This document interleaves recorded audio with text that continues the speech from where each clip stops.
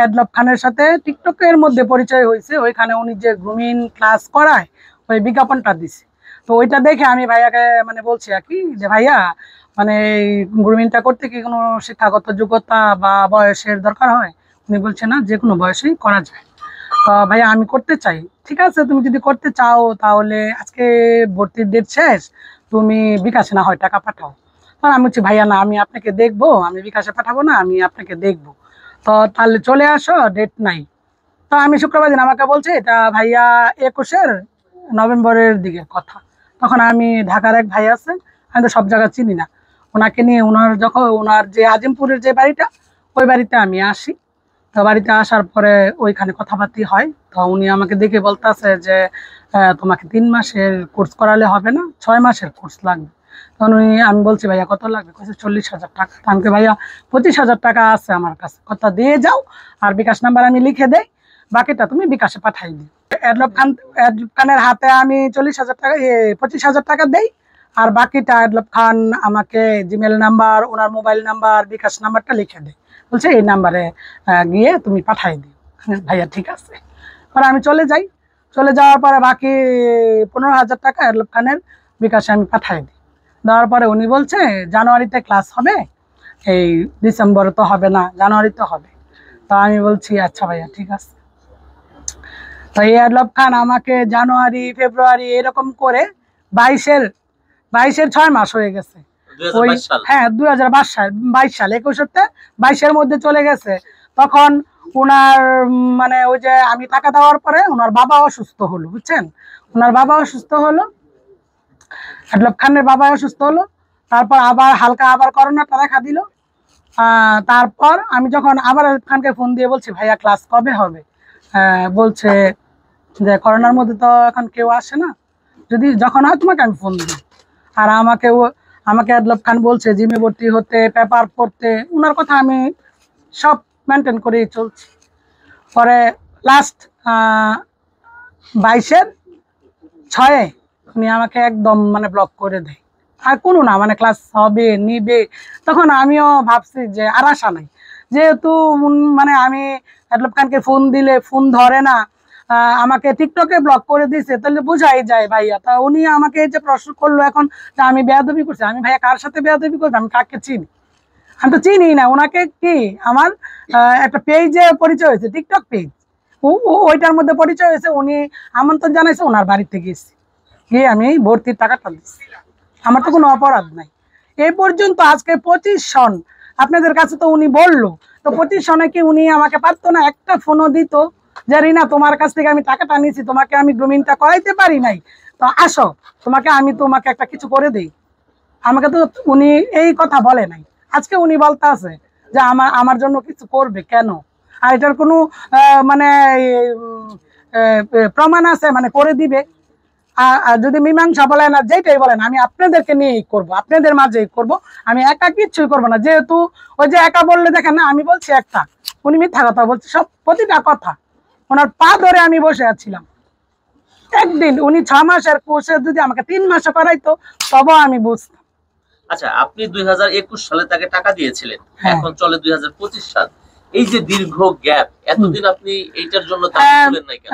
ভাইয়া আমি এই 22-এর পরে 22-এ তো আমি জনি ভাইয়ের কাছে গ্রুমিং করছি, তারপর এই রাকিব বাবু ভাইয়ার কাছে গ্রুমিং করছি, করার পরে এই এই করার পরে তো উনি আর আমাকে তো ফোন দেয় নাই ভাইয়া, বুঝছেন। আর আমি একটা ওয়ে পাই নাই, নতুন, বুঝতে হতে পারছেন, নতুন গ্রুমিং করতে আসছি আমি, আপনাদের মানে কোথায় পাবো আপনাদেরকে, মানে গেলে এটা তো জানি না। তারপরে থেকে আমি যদি দেখি কোনো পেজে ওনাকে, তখন মানে ওইখানে লেখি আগে। তো এই পর্যন্ত এখন আমি পাইছি যে কোনো একটা পেজে আমি নক দিছি যে আমার সাথে এরকম এরকম হয়েছে, আমি বলতে চাই যে উনি কি আরো কারো কাছ থেকে এরকম করছে কিনা, গ্রুমিং এর কথা বলে টাকা আরো কারো কাছ থেকে নিচ্ছে কিনা, এই জন্য আমারটা আমি ব্যক্ত করতে আসছি। আচ্ছা, এখন আপনার আসলে দাবিটা কি? এখন আপনি কি চান? আমার দাবিটা, আমার টাকাটা উনি অবশ্যই ফেরত দিবে, অবশ্যই ফেরত দিবে। আর যদি না দেয়, আর বাংলাদেশের মানুষ ওনাকে এত সুপরিচিত হিসাবে চিনে, উনি এত বড় ফ্যাশন ডিজাইনার, আর ওনার ভিতরেও যে মানে এইরকম উনি করতে পারে, ধোঁকাবাজি করতে পারে, এটা বাংলাদেশের মানুষ দেখবে। আমি তো অপেক্ষা করলাম, 4-5টা বছর অপেক্ষা করলাম, তো আমাকে তো একটা নক দিল না। আজকে আমি আপনাদের কাছে আসাতে উনি আমার সাথে মীমাংসা করতে চাচ্ছে। আসলে কি মীমাংসা হবে?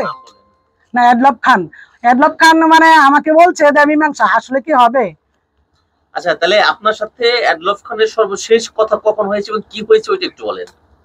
শেষ কথা ভাইয়া প্রথম 22-এর প্রথম হয়েছে যে লাস্ট কথা যেটা উনি পরে স্বীকার করছে যে আমার স্কুলে রুম নাই, যে রুমে আমি করতাম ওইটা ছাড়ছি, ওইটা পাইলে পরে তোমাকে আমি জানাবো। তো জানানোর পরে তো আবার 1-2 মাস চলে গেছে, ওটা ভাইয়া মানে ক্লাস কি নিবেন?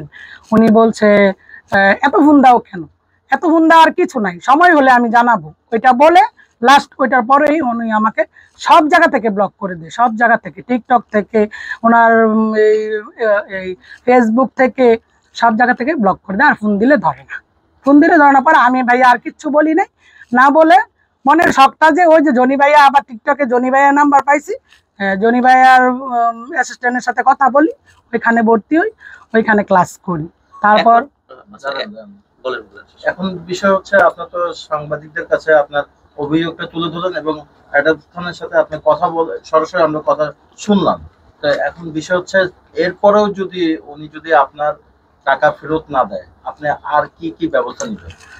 আর কি কি ব্যবস্থা নিব বলতে আমি আইনের ব্যবস্থা নিতেও পারি, যেহেতু আমার ডকুমেন্টস তো আছে। উনি লিখে যখন দিছে, লেখাটা তো একজন পরীক্ষা করলেও ধরতে পারবে যেটা কার হাতের লেখা।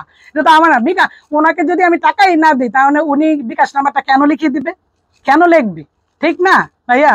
তো উনি কি এডলব খান কেন লিখবে বিকাশ নাম্বারটা? তো অবশ্যই টাকার জন্যই লিখছে। তো দেখি, আর আপনারা তো আসেন, সব জানবেন।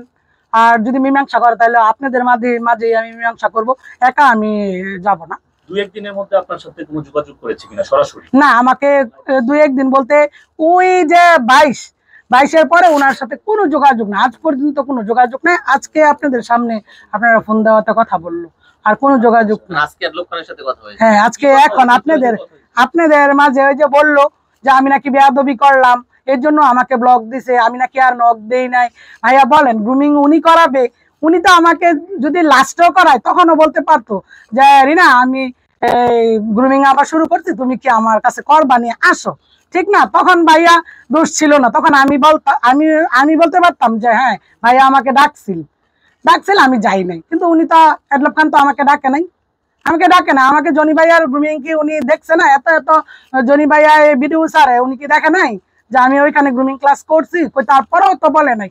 তারপরেও যদি ডাইকাই না বলতো যাও রিনা আমি শিখাই নাই, তোমাকে আমি একটা কাজ দিব, তাও তো আমি আপনাদের কাছে অভিযোগ করতাম না। উনি তো টাকা দিবেন, আপনার কাছে কি ডকুমেন্টস আছে বলছিলেন? ডকুমেন্ট বলতে উনি যে ঠিকানাটা লিখে দিছে এটাই আছে।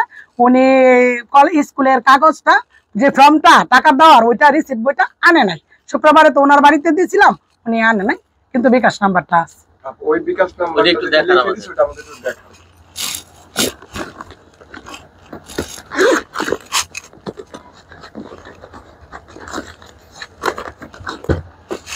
এডলব খান আপনার সামনেই নিজে আমার সামনে, এবং এই কাগজে না ভাইয়া, আমার কলেজের একটা মানে কাগজ, বুঝছেন, ডকুমেন্টসের জন্য যে আমি অনার্স যে পড়ছি, ডিগ্রির যে একটা কাগজ, আমি সাদা কাগজ পাই নাই, ওইটা নিয়ে গেছিলাম। ওই কাগজে হ্যাঁ উনি লেখা দিছে, ওইটা একদম। ওই কাগজটা পাল্টাতে পারবে নাকি? এই কাছে জানতে চাই, এডলব খানের সাথে যে আপনি গ্রুমিংটা করতে গিয়েছিলেন, আসলে কোন আশায়, কোন উদ্দেশ্যে তার সাথে গ্রুমিংটা করতে গেছিলেন?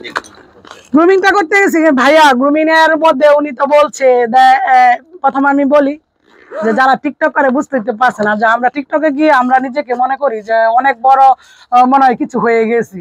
হ্যাঁ, তো ওই উদ্দেশ্যে যে উনি যে লেখছে গ্রুমিংয়ে যে এইখানতে মডেল হলে ফটোশুট হবে, তারপরে নাটক করা যাবে, ছবিতে চান্স, মানে যার যেটা ইচ্ছা, যারই হবে।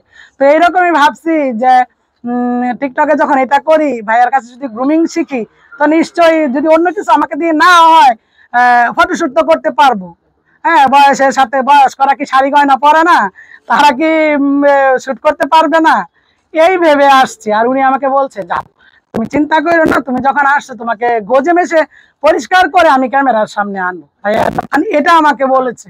সিনেমার নায়িকা হওয়ার উদ্দেশ্যে আপনি? না, নায়িকা না ভাইয়া, নায়িকা না, শুট করার জন্য। সেলিব্রিটি হওয়ার জন্য? হ্যাঁ, টিকটক